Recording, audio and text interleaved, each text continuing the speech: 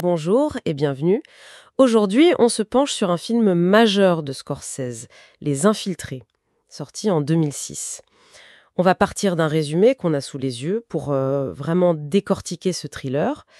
L'idée, c'est d'explorer les thèmes forts qui le rendent si intense, l'identité, la corruption, cette espèce de fatalité. C'est bien plus qu'un film policier, c'est une réflexion sur nous, en fait, dans un monde un peu pourri. Oui, et dès les premières minutes, on est plongé dans cette atmosphère très particulière de Boston.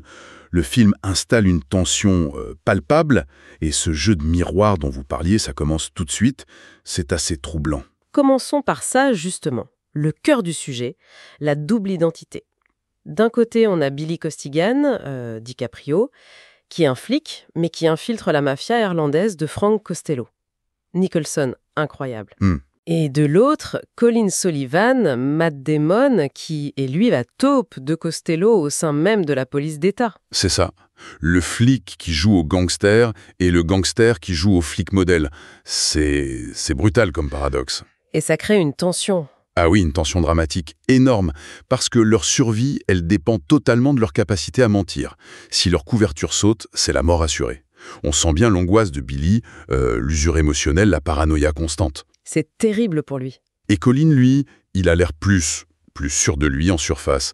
Mais en fait, il est tout aussi piégé par ce double jeu, non? Complètement.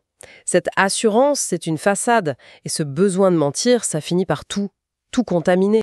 Même les relations intimes. Je pense au personnage de Madeline, joué par Vera Farmiga. Ah oui, elle est au centre. Elle est au centre de ce nœud de mensonge, sans vraiment comprendre ce qui se joue autour d'elle. Le mensonge, c'est plus juste un outil, c'est devenu leur existence même. Tout à fait. Et Scorsese, il est très fort pour utiliser le visuel. Les reflets dans les vitres, les jeux d'ombre, les cadres très serrés. Tout ça, ça renforce cette idée d'une réalité brisée, d'identité fragmentée. Le mensonge comme une espèce de résistance psychologique pour pas sombrer. Une armure presque. C'est ça, une performance de tous les instants. Et cette performance, justement, ça nous mène à l'autre grand thème, la corruption. Elle est partout, elle s'infiltre.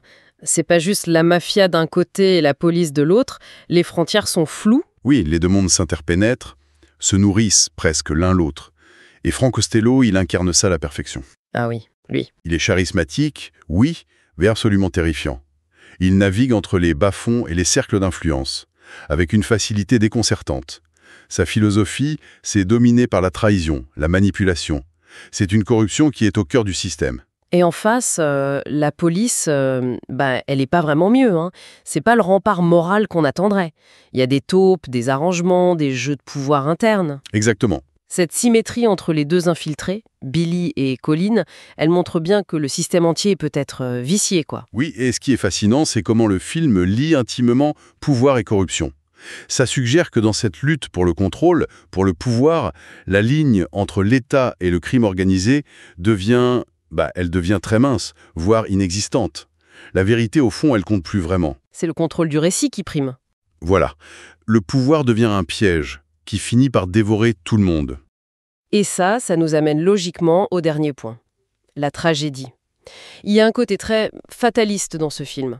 On sent qu'il n'y aura pas d'issue heureuse. C'est très juste. Ça a presque des airs de tragédie grecque, en fait. Les personnages semblent condamnés dès le départ. Regardez leur destin.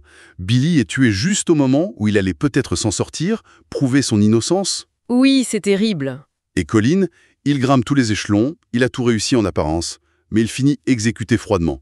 Ça montre qu'il n'y a pas de place pour les héros, ni même pour les survivants propres dans ce monde de faux-semblants. La trahison paie pour monter, mais elle finit toujours par te rattraper. C'est ça. Mensonge.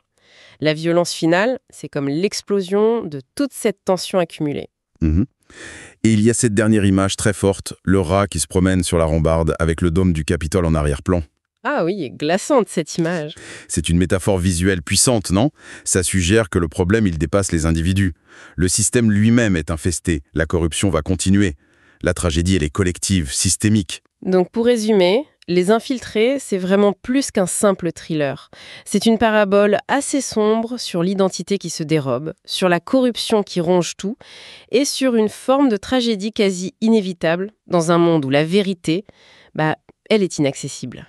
Oui, Scorsese y met tous ces thèmes fétiches, cette tension entre morale et criminalité, le poids du destin, la violence comme langage ultime.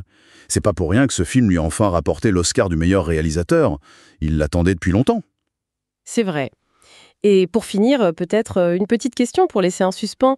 Ce jeu de masque permanent, cette difficulté, voire ce danger d'être authentique dans un système qui semble privilégier le mensonge, comme dans le film, jusqu'à quel point ça fait écho à certaines dynamiques de notre propre société actuelle? Voilà, matière à réflexion.